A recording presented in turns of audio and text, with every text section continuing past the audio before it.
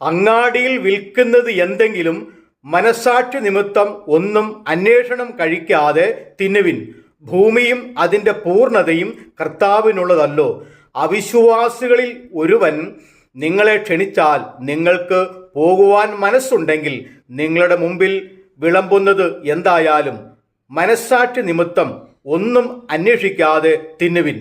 എങ്കിലും ഒരുവൻ ഇത് വിഗ്രഹാർപ്പിതം എന്ന് നിങ്ങളോട് പറഞ്ഞാൽ അറിയിച്ചവൻ നിമിത്തവും മനസ്സാക്ഷി നിമിത്തവും തിന്നരുത്.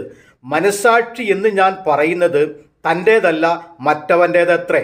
എൻ്റെ സ്വാതന്ത്ര്യം അന്യ മനസ്സാക്ഷിയാൽ വിധിക്കപ്പെടുന്നത് എന്തിന്?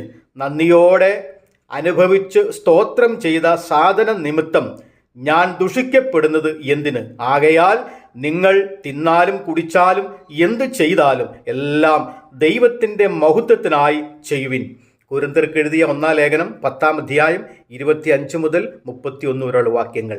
നാം ഈ ലോകത്തിൽ ആയിരിക്കുമ്പോൾ അവിശ്വാസികളുടെ മുൻപിൽ നമ്മുടെ മനസ്സാക്ഷി വിധിക്കപ്പെടുവാൻ ഇടവരുത്താതെ വണ്ണം നല്ല മനസ്സാക്ഷിയോടെ ജീവിച്ച് അവിശ്വാസികളുടെ മുന്നിലും വിശ്വാസികളുടെ മുന്നിലും നല്ല മാതൃകയുള്ളവരായി ദൈവത്തിന് മഹത്വം കൊടുത്ത് ജീവിക്കുവാൻ ദൈവം നിങ്ങളെ സഹായിക്കട്ടെ. ആമേൻ.